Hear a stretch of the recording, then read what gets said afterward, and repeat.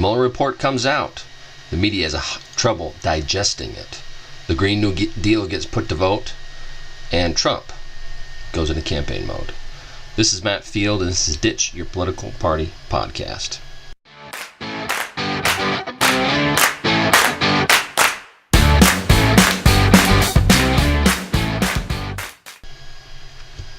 So, your favorite time of the week, I know, it's one of my favorite times of the week, is to talk about the state of our union in one degree or another. So this week, probably the biggest news, there's plenty of news to go around actually, but there's, last week was a little bit more, the media was really stretching some things to fill up the slots in my opinion. But I mean, let's be frank, when you go from one episode to another, they don't report anything differently, they just put their own spin on it. And whatever that spin is, doesn't actually change what happened, it just gives something for someone to watch. So, the Mueller report finally comes out, and full pandemonium is in full view. And Trump is somewhat exonerated. He's not totally exonerated, because it's hard to pin anything on him when it comes to obstruction. But there's not enough evidence to bring anything, right? So, in a sense, he's fully exonerated. So there's no evidence of collusion or obstruction. It's been 2 years since the entire thing began, and there's really very little that has occurred from it as far as what actually happened. We talked about it last week. There was a little bit that took place, as far as some of his aides and other people were put into jail, but for minor crimes, nothing in real relation to this, right? Well, I think there was only one that was really put in jail, and that was his personal attorney. But so everyone thought that Trump was going to have some serious problems. Everybody leading up to that point. And so the crazy thing is that everybody was on the Mueller side, right? He'd become somewhat of a celebrity in the leftist eyes because he possessed this ability to bring down Trump because he was, the special counsel. But that didn't actually happen, and it turns out that Mueller is actually he's a solid investigator, and really probably, if it was up to him, then perhaps he would have ended it sooner, but I don't know. It really just all depends. It just depends on where the push is politically. But he was very thorough, extremely thorough actually, in the sense that they did actually bring 2,800 indictments, and they interviewed over 500 witnesses. So extremely thorough, but again, the entire investigation was based on whether or not Trump had engaged in any level of collusion with the Russian government, and which obviously isn't the case. And there's no obstruction in there either. Or if there is, there's not enough evidence to support any obstruction. So the media is just having a cow over this. Mainstream media is having a cow over this because the Democrats want more. They want the left people, the leftists, all they want is more and more investigation. And, if they decide to do this, then it's just going to hurt them in the end. If you're a Republican and you really want the Republicans in office, or you want Trump to be reelected, this is exactly what the media needs to do. They need to continue following after this collusion thing and go nowhere, because they aren't going to get anything done. Who else is who else is he going to try and indict? Who else is he going to interview, unless it's fabricated? You know what I mean? And that's the thing, is turns out Mueller was a pretty good guy in this whole process, even though, Trump wasn't too nice about it. But nothing happened.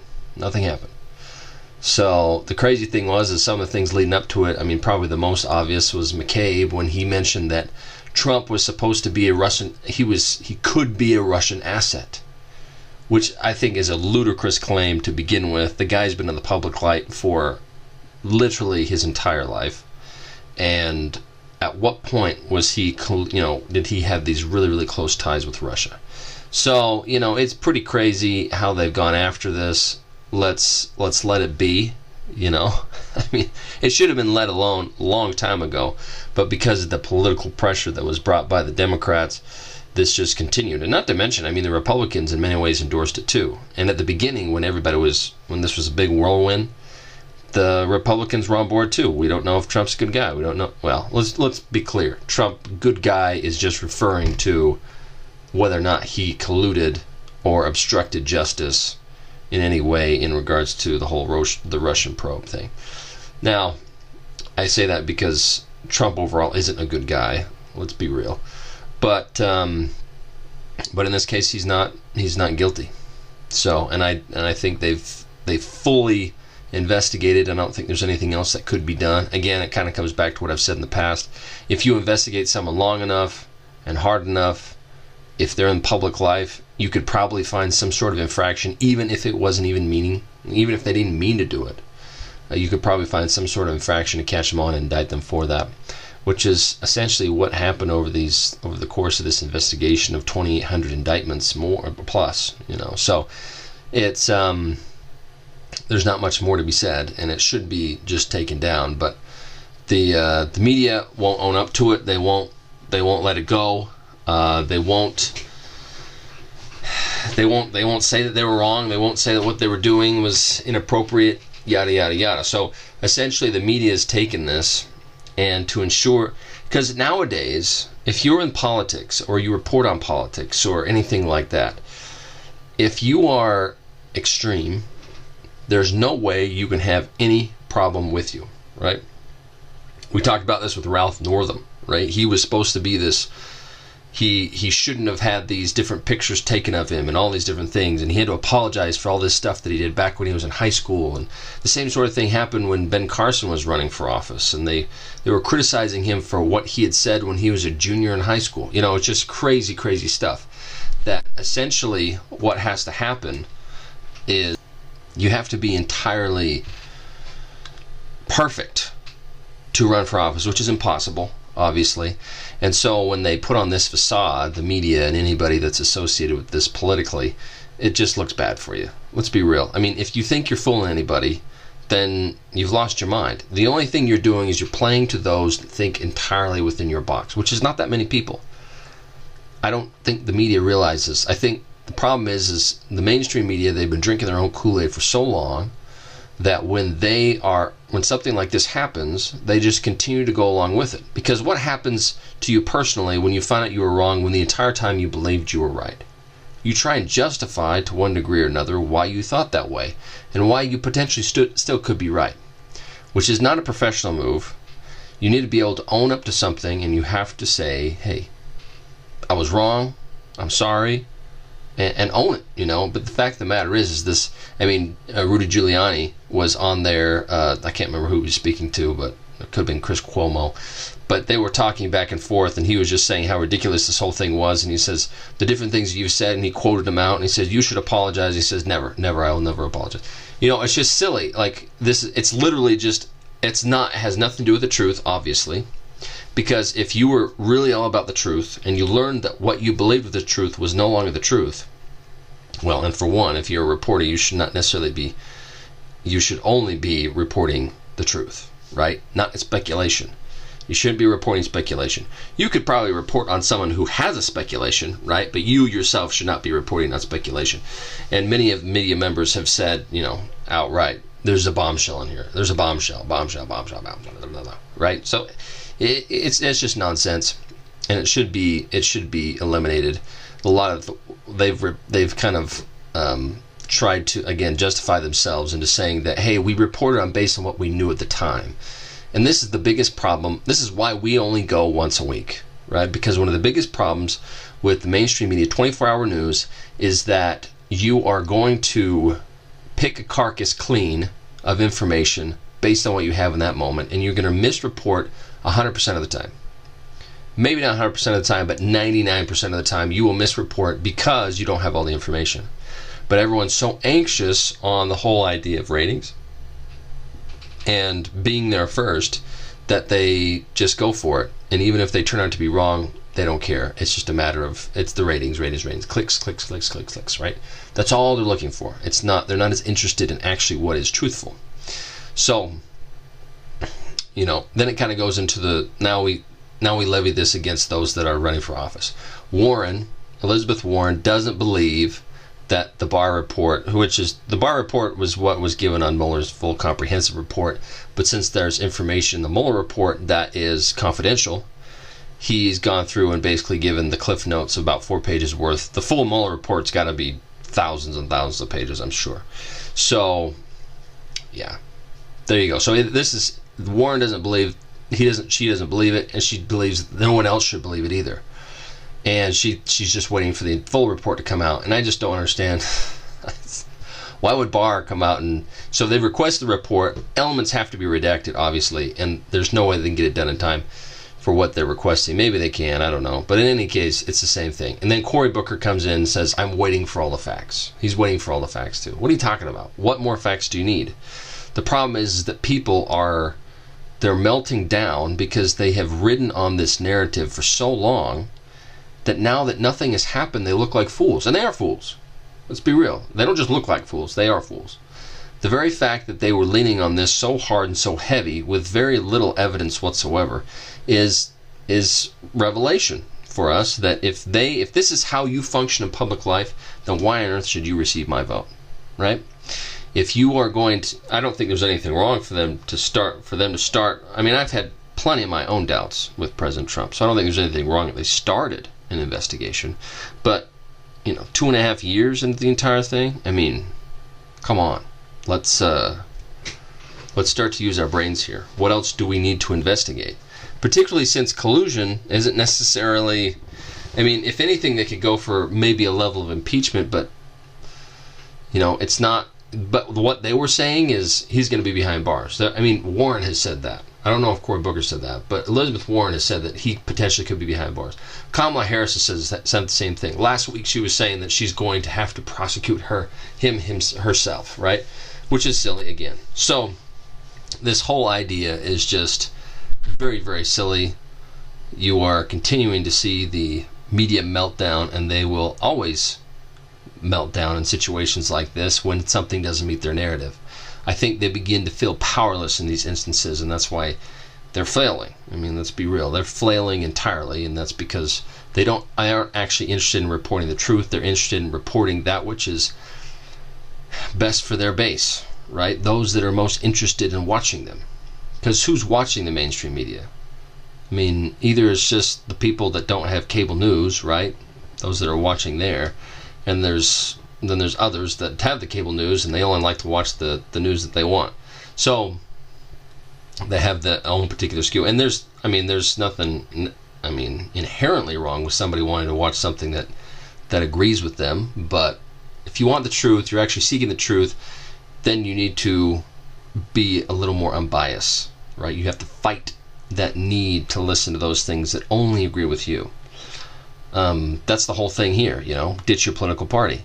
If you're listening to those that are leftist, that they have a clear left agenda or they have a clear right agenda, and they are proclaiming themselves to be just reporters or this, that, or the other, then you're probably not really all that interested in anything coming from the other side. Because then, again, it turns into the game. It turns into my team has this many points and your team has that many points. So what does it come down to? What does it matter? What you say is right or wrong. What matters is that I win. And if you're drinking their Kool-Aid, you've been hanging out with them too long, and you've got the shoulder devil in your ear telling you constantly what it is that you need to do, just because they're a Democrat or Republican, then you're not a fully advised voter. You're not a good voter. You're a completely mindless robot for them. So you don't want to be that. Ditch your political party, as always. That doesn't mean that you have to remove your party, that nothing like that. Just begin to think logically. Don't vote for someone just because they have a D or a C next, or D or a D or an R next to their name. So we go on to a little bit of Jussie Smollett. So I just want to jump into this quickly. I don't want to take too much time outside the fact that there is probably the bigger part of this entire thing is the fact that there has obviously been collusion in this situation, obviously. But before I do that, are you a business owner? Do you have inventory of a product, component, or ingredient that you no longer need? Are you dying to liquidate that inventory so you have cash in your pocket to invest more effectively in your business? Is it to the point that you may close your doors? If this is the case, then you need to look into excesssuppplylist.com. Everybody has excess. Everybody has excess inventory. And it may not necessarily even be excess of your particular product that you're selling. It could be excess computers that you no longer need, that you need to sell. It may be excess desks that you need to get rid of. It could be excess whatever. And you can list it to excesssuppplylist.com for free. All you have to do is go to excesssuppplylist.com, click on Publish Your Ad for free. It shows you then you just need to create a login, and then you can begin to post, just like Craigslist, right? But it's for the industry. You're trying to sell your huge ticket items, potentially for a large discount, or you could even go on and buy some of these things. So, pretty cool. Go to excesssuppplylist.com. Again, excesssuppplylist.com. So, the Jussie Smollett case. Very, very silly. So, Kim Fox, who's the judge that was over this entire thing, she released him. No questions asked. So, Jussie Smollett, probably one of the few people on the planet who has done clearly a very public, a very loud, a very everything, basically a hoax of a crime, a hoax of a race crime, right? Didn't actually happen. There's no evidence to support anything that he has said, but yet Jussie Smollett is still going back and saying that, I did all these different things. This all happened, and if you don't know the story is very, very silly. It's very basic. Is that at 2 a.m. in Chicago during polar vortex, freezing cold, he is basically mugged. People are told, you're in MAGA country. They put a noose around his head. They throw some bleach on him, and he manages to hang on to his Subway sandwich. And so he returns home, walks past the individual there, the doorman, goes up. 40 minutes later, he calls the cops, and when the cops arrive, he still has a noose around his neck, though a fully consumed Subway sandwich in full belly. But yeah, fully, which doesn't make any sense. Obviously, if someone put a noose around your neck, the first instinct that you have is to get rid of that noose around your neck, right? He doesn't have any rope burns on that noose, around his neck. All these different things just don't add up. He doesn't want to give the cops his phone. Eventually, he does end up giving the cops his phone after deleting the history that was there, but they can still recover that history. They recover the history. They find out that the two people that were supposedly MAGA guys, that's Make America Great, they mugged him. They're actually his personal trainers that he had called previous to this entire thing and set up, right? So the Jussie Smollett, we don't usually like to mention people's race on here, but for the sake of this, because it was a race hate crime, Jussie Smollett is a black African American male, and he brought this on, and he's saying that the people that were in the CPD, the Chicago Police Department, that they didn't do what they were supposed to do, that they are racist themselves. Turns out the man that's doing the reporting on this is also a black African American man, and he basically calls him a liar and all these different things. And so it's kind of funny. And then his attorney is just spinning all these things. The biggest part on this is that Kim Fox is a friend with the Obamas. The Obamas are friends with Jussie Smollett. And that entire thing, she said that she informally recused herself. But she should have, which doesn't exist, and she got flack from the International Association of District Attorneys for doing this entire thing, that she should have fully recused herself from this case and should not have had any involvement whatsoever. And so now there is actually a special investigation being opened on Kim Fox. So she's going to be hit pretty hard, pretty fast.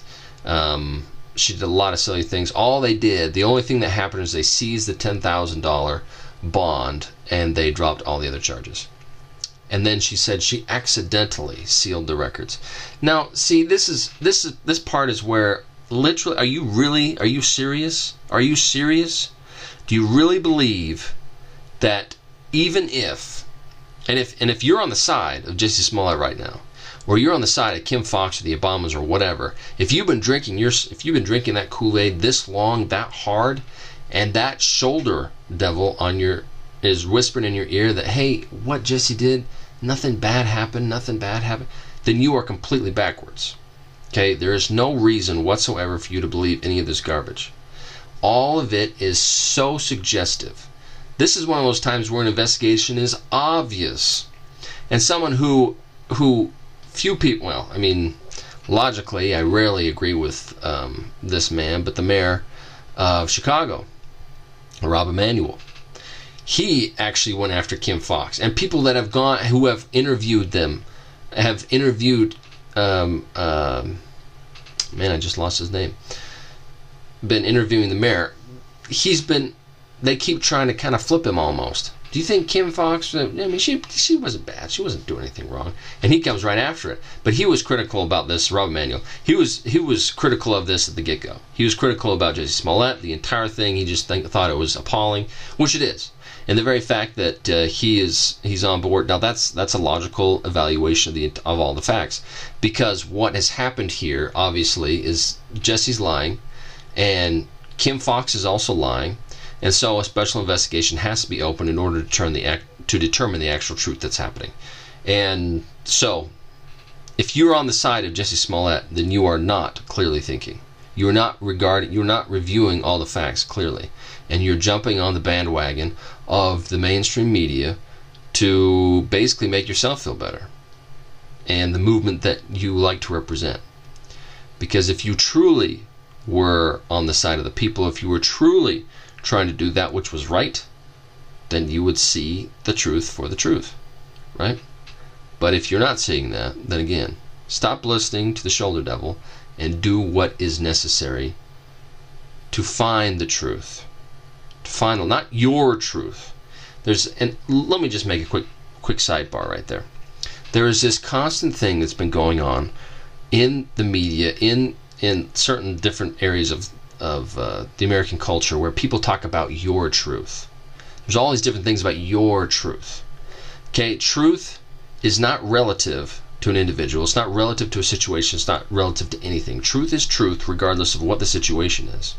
Truth will continue to be truth whether or not you believe it. Truth will continue to be truth whether or not you are fighting against it. It is truth. It's the very essence of it. It is a law of nature. Okay? Gravity is always going to exist. You can fight against gravity. You can say gravity doesn't exist. You don't have to believe in gravity. But gravity will continue to exist regardless of your feelings towards it. It's the same thing with everything else in our life. Jesse Smollett's truth is that all these different things happened to him. That he was accosted. He was taken advantage of because he was in MAGA country. Right?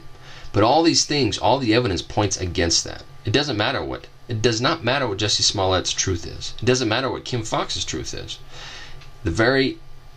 What we're looking for is the real truth. What we're looking for is the law of truth. Something that exists beyond what they are. So when people begin to talk about their truth, I basically tune people out when they start talking about their truth. Because there's no such thing as your truth. Truth is not relative. If truth is relative, then the very statement of truth is relative is a paradox. It itself cannot be true. So start checking yourself, basically. Start looking into what is actually true and what is not true. Because there's no such thing as your own truth. So Jesse Smollett, I hope, will be indicted appropriately, and along with Kim Fox, who have clearly violated different levels of government.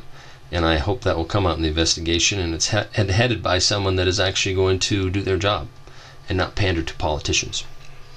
So, we are going to go on to the Green New Deal, which was probably the best part, in my opinion, of the entire week. But let me first ask you something. If you have been suffering from any level of autoimmune disease.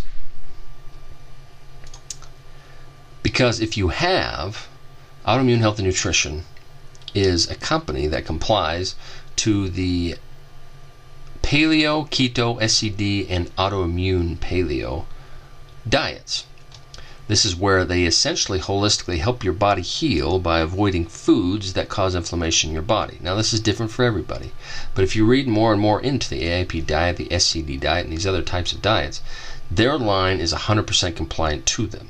And they're number one on the market. They are the cleanest option available, and they taste great. So go to primalhn.com or autoimmunehn.com and use promo code DYPP at checkout to get 20% off your entire order. If you are tired of the conventional way of healing, let Autoimmune Health and Nutrition help you along the holistic way. Go to primalhn.com or autoimmunehn.com. Use DYPP at checkout for 20% off your order. Again, that's autoimmunehn.com. They recently changed their names from Primal Health and Nutrition to Autoimmune Health and Nutrition, and to more fully focus on their clients. So, the Green New Deal. This Green New Deal obviously was brought forth by our beloved Alexandria Ocasio-Cortez, and if you are unaware of what the Green New Deal is, essentially they want to be off all fossil fuels within 10 years. And they want to eliminate all air travel, all planes. They want to eliminate all cars.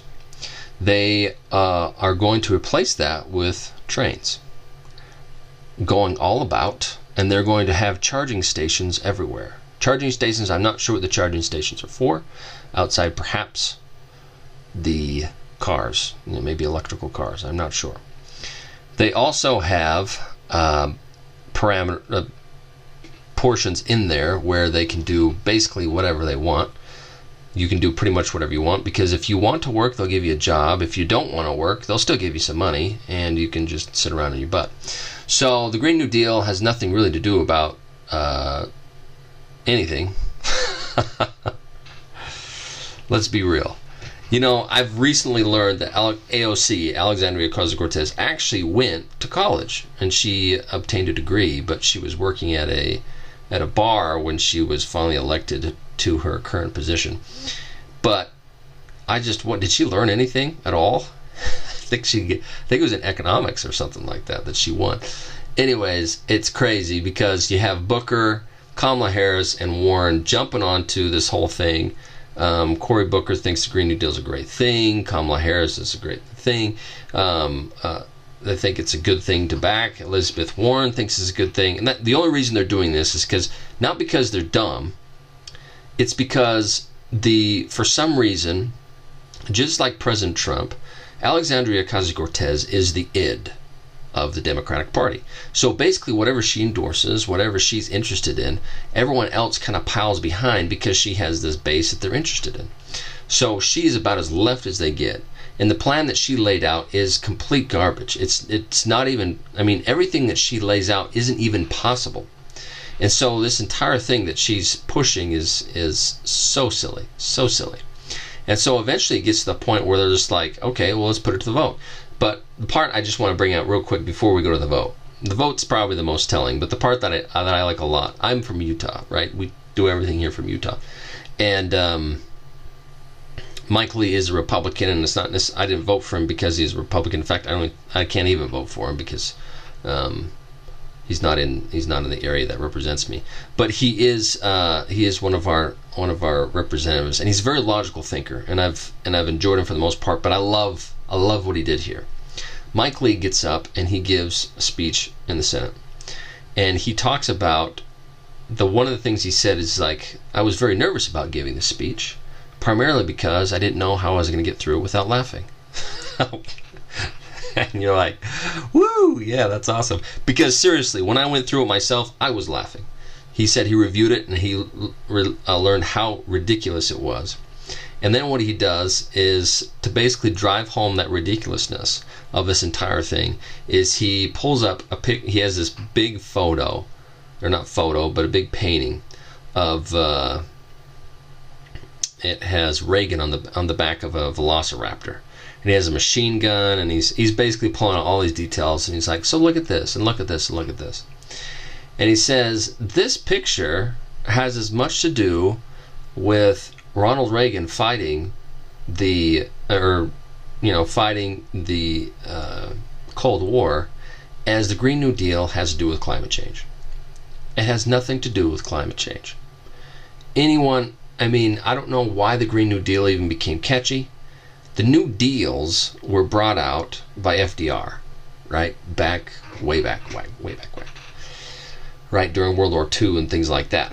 But the Green New Deal, not a new name, not very catchy, basically just copying what has been done in the past by FDR, who is quite an intelligent individual, said, the Green New Deal, this is what Alexandria Ocasio-Cortez decides to come out with, and now everyone's backing it because she basically just has this sort of influence over the public for some reason, has a huge following. Why? I have continued to wonder that question constantly. I have no idea why AOC is popular at all. Basically, she's like the ditzy girl that was in your class in high school, right? Everyone loved her because she was pretty, but she said the dumbest things in the world ever, and people would defend her because she was so pretty. Most of the guys, like, oh yeah, I'm totally date her, because she's, she's smart, and she's, that wasn't true. It wasn't true. It's just because they liked the way she looked, right? This is the same thing with AOC. Everyone defends her. Everyone thinks that what she's doing is okay, and because she, for some reason, is able to grasp some level of popularity within their little school there, the school of the Dems, or the leftists, I guess would be a better word for it, because there are plenty of Democrats that think what she's doing is stupid. And so, anyway, so then Mitch McConnell comes out and says, hey, let's put this to a vote. I've talked about putting it to a vote. Now let's actually put it to a vote. Okay, so they put the Green New Deal to a vote. And all 53 Republicans come out and say no, as they should. Because what on earth is on this bill that would actually be at all effective in the United States? Nothing at all. Okay, the plan is sloppy. It has nothing there's nothing underlying it. There's nothing that would support any of the data that she's suggesting, and it's just impossible. She doesn't have any idea of what the cost would be. There's estimated costs from economists that would be upwards of the tens of trillions of dollars. And right now, guess what? We're in $22 trillion of debt. We do not have, and probably $210, $220 trillion of liabilities that we cannot fund. Again, liabilities are obligations that we have in the future. And our debt is just going to continue to rise, especially when people like Donald Trump and Obama and Bush decide to continue to raise the debt ceiling and put us deeper and deeper in the hole. So this is what's happening. This is how it's happened. And now she's proposing that we just go even further in debt. And how on earth are we going to do it? Not to mention, probably one of the biggest things is if you want a job, we'll get you a job. I mean, she's essentially outlining communism as it is. I mean, the taxing alone would have to be well into the 90th percentile in order for us to accommodate what she's asking for. So, all the Republicans say no. As I said, they rightly should. 4 Democrats say no. That's because they're more in a purple state, right? They've got some Republicans voting for them, and they got a lot of Democrats voting for them, and they're like, that's more of a mix of independent and Democrat, right? So 4 of them say no, and all the other Democrats do what? So this is supposed to be the telling point, right? Mitch McConnell's idea here was, let's see where they actually stand on it. If you really want this, which they've said they have, Booker said they want, Kamala Harris said she want, and Elizabeth Warren said they want it, and probably a lot of the others have said they want it.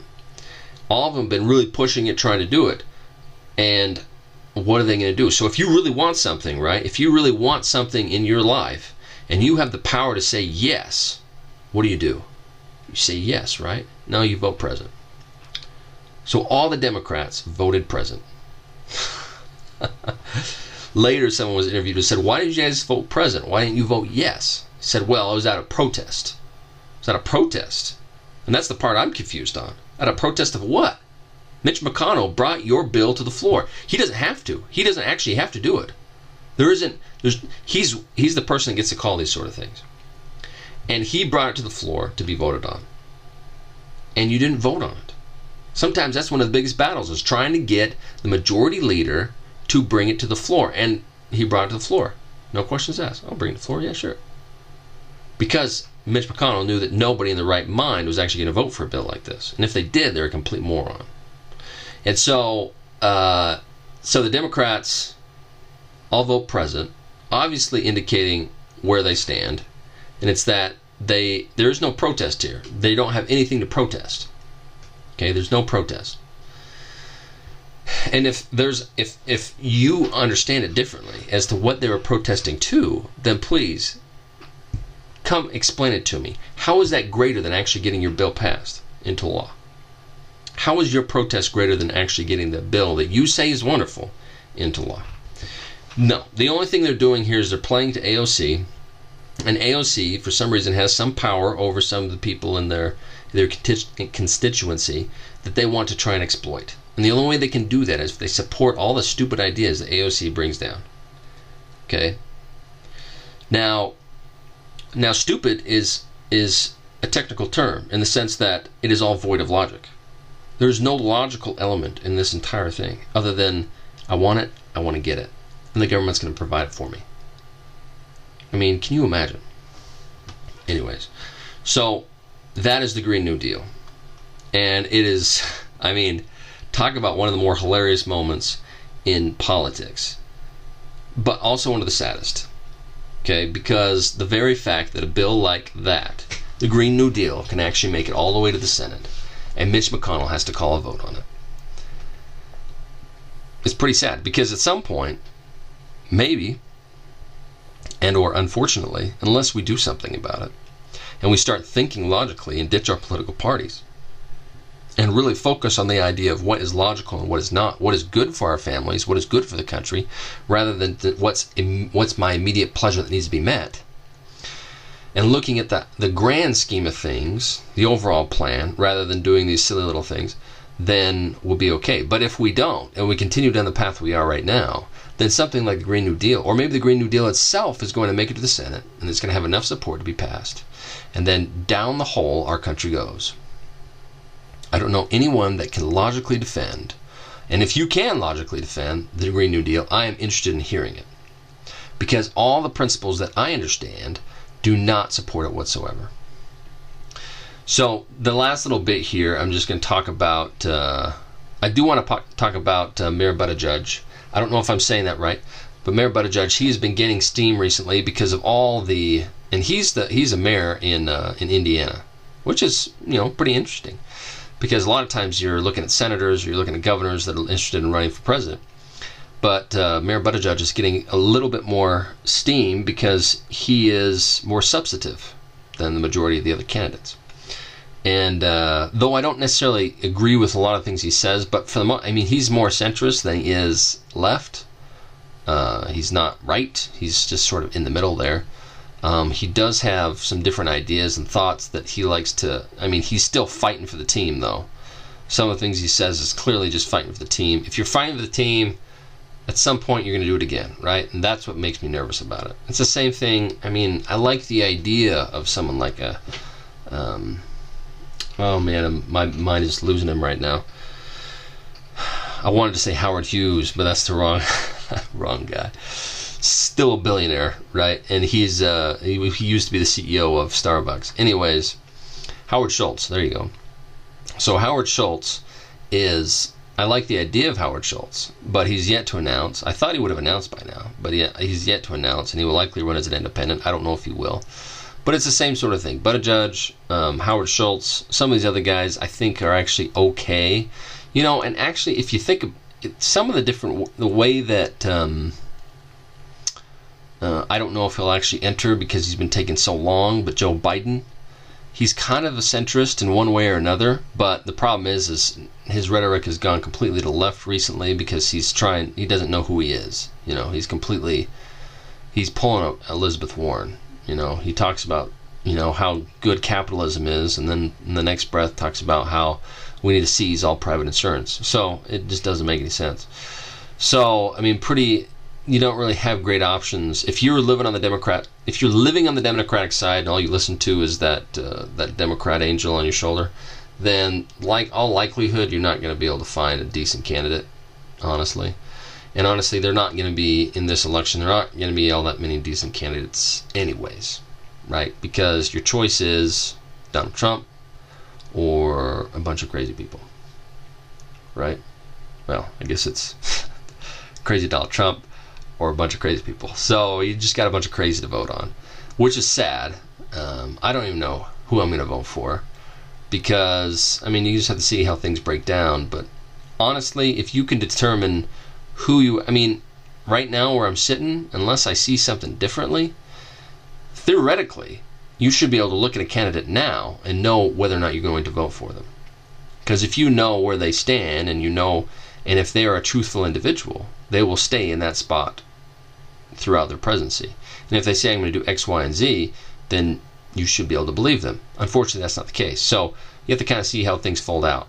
Right now, if I had the choice right now, I'd probably lean towards someone like Howard Schultz. But again, that's not, if I were a Democrat, that wouldn't be a very good idea. If I was a Republican, that would be an okay idea. But if you're a Republican, you want to vote for Trump. But again, it comes down to the very fact that I don't think he's actually going to run anymore. I mean, he could, but he's getting so much flack for the idea of independent. If he runs for Democrat, then we'll just have to see if he decides to morph like everybody else. So we'll just see what happens. Anyway, the last little bit here, Trump does go into campaign mode. He has labeled the collusion investigation collusion delusion, and it's hitting it pretty hard. He basically calls it the greatest hoax in history, which actually could possibly be true. When you look at the number of people that were behind this, believing that was going, I mean, you look at the former CIA director, and he was talking about how this was very likely, that he would very likely be indicted, and nothing's happened. And so it's almost as though some members of the media that had that political angel sitting on their shoulder telling them to do these different things, they decided to listen to it rather than actual logic, and they decided to leverage their position to legitimize this investigation even further, and they basically laid their reputation on the line in saying that this is likely going to happen, he's likely going to be indicted, there's definitely collusion, whatever. And the very fact that that's happening is again, it's very telling, and it's sad. It's like when Comey was, I looked at Comey initially as someone he was a really good FBI guy, really good FBI director.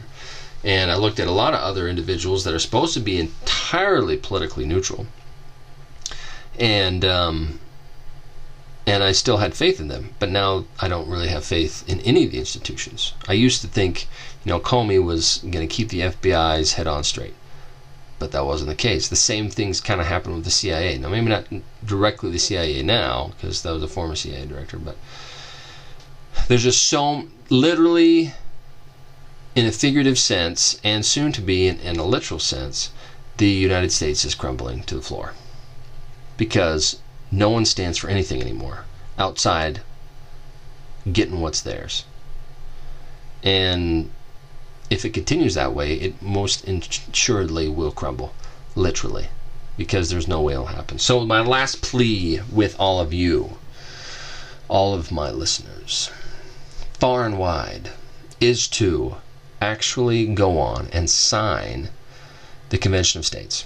Okay, go on and sign the petition, get it done, because this is the way that we can take over our government again. Put in, one of the first steps we have to do is limit terms. First thing we do is limit terms and reform campaign finance laws.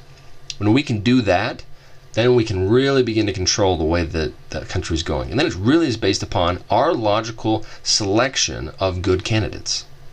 Now, if that were to happen tomorrow, we'd still have someone like AOC in office. Who knows why? But let's hope that the people aren't following her the same way. Let's hope the other politicians aren't following her around the same way she would with the way the current ones are. So, there you go. Think logically. Ditch your political party and think critically, because that's the only way we're going to overcome all the turmoil that's happening in our government. But,